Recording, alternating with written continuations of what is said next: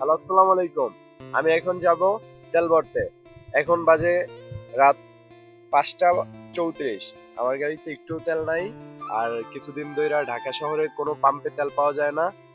তারপরে আমি রওনা করলাম তেল ভরার উদ্দেশ্যে। হঠাৎ করে আমার গাড়িটি বন্ধ হয়ে গেল। তারপর গাড়িটা ঠেলে নিয়ে আসলাম পাম্পের সামনে এসে আমি তো পুরাই অবাক। এখন বাজে সকাল ৫টা। এখনই এত মানুষের ভিড়। তারপরে আর কি করার, আমি সবার শেষে। প্রায় ১০০ গাড়ির পরে আমার গাড়িটা। অবশেষে আমরা পাম্পের উদ্দেশ্যে। অবশেষে পাম্পের দেখা পাওয়া যাইতেছে। এই যে আমরা তেল নিতে আইছি, এখানে অনেক মানুষ আছে, অনেক। এখানে তেল পাওয়া মানে সোনার খনি। বড়লোক আর গরিব নাই, সব এক কাতারে। আমরা পাম্পের কাছাকাছি। এটা হচ্ছে আমার গাড়ি। এই যে অনেক মানুষ আছে এখানে। আর শুনলাম ২৫০ টাকার শুধু তেল দেওয়া হয়, তার চেয়ে বেশি বা কম তেল দেওয়া হয় না। এখন বাজে সকাল ৫টা। ৫টার সময়ও অনেক মানুষ, অনেক। সেহরি খায় এইমাত্র পাম্পের কাছাকাছি চলে আসলাম। যদি এই সময় বলেন যদি তেল দিবে না বা তেল শেষ, তখন কি অনুভূতি হবে আপনার বলেন তো ভাই? মানে তেল পাওয়া আর মানে যে কি পরিমাণ সিরিয়াল তেল পাওয়া আর সোনার খনি পাওয়া সেম। বর্তমানে অনেক সিরিয়াল, আমরা প্রায় কাছাকাছি আইছি।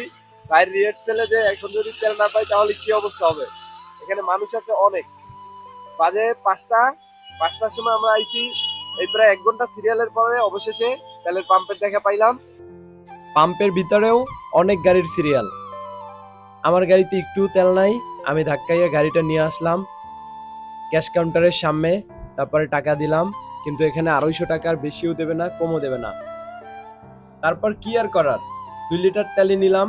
যে তেল দে তাকে বললাম যে ভাই ২ লিটারের তো টোকেন আমার কাছে আছে, আপনি আরো আমাকে ভাড়াই দেন, আমি আপনাকে টাকা দিই। ভাই বলে কোনোভাবেই সম্ভব না, কারণ এখানে অনেক সিসি ক্যামেরা আছে, তারপর তাদের নিয়ম আছে। আর এখানে তো সিরিয়াল অনেক, প্রায় ১০০ গাড়ি, সবাইরই তো তেল দিতে হবে। কিন্তু সবচেয়ে ভালো বিষয়, তেলের দাম একটু বাড়ে নাই, আগের মতোই আছে। অবশেষে পাম্প দিয়ে বের হইলাম। তারপরে দেখি অন্য কোথাও পাম্প খোলা আছে কিনা। অন্য পাম্পের উদ্দেশ্যে রওনা করলাম। হঠাৎই হাতির ঝিল হয়ে গেলাম। হাতির ঝিলের সকালের ভিউটা খুবই অসাধারণ, অনেক সুন্দর। কখনোই এত সকালে ঘুম থেকে ওঠা হয় নাই। আজকে তেল ভরার কারণে এত সকালে আমরা ঘুম থেকে উঠলাম। আসলেই সকালে ঢাকা শহর খুবই অসাধারণ। অবশেষে রামপুরা পাম্পের কাছে আসলাম তেল ভরতে। রামপুরা এসেও দেখি এখানে বাইকের অনেক সিরিয়াল। তারপরে কি আর করার, আমিও সিরিয়ালে দাঁড়াইলাম। এখানে নিয়ম আছে, একজনের পর একজন ঢুকবে। পাম্পের দায়িত্বে লোকটাকে জিজ্ঞেস করলাম এখানে কয় লিটার তেল দেওয়া হয়, সে কিছুই জানে না। অবশেষে আমি পাম্পে ঢুকলাম। অবশেষে পাম্পের কাছাকাছি চলে আসছি। এখানে অনেক মানুষ। আমরা প্রথমে সাউদার্ন পাম্প থেকে ওখানে ২৫০ টাকার শুধু ২ লিটার তেল দেয়। এই যে শুধু ২ লিটার তেল করছি। তারপরে আসছি রামপুরা। রামপুরার এখানে অনেক বড় সিরিয়াল। আমরা এই সিরিয়াল শেষ করে অবশেষে পাম্পের কাছাকাছি। যারাই তেল ভরতে চান তারাই একবারে সকালে আসবেন। সকালে ভোরবেলায় আসলে সিরিয়াল কম হয়। আর যদি ১০টার পরে আসেন ওই ক্ষেত্রে সিরিয়াল অনেক বেশি।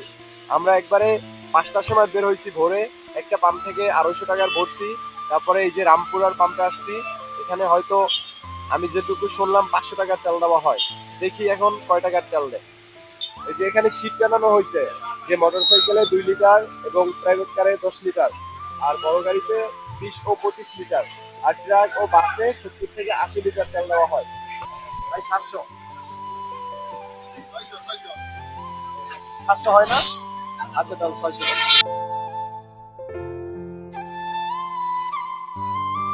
অবশেষে রামপুরা পাম্পে এসে আমরা অনেকক্ষণ অপেক্ষা করে ৬০০ টাকা তেল পেয়েছি।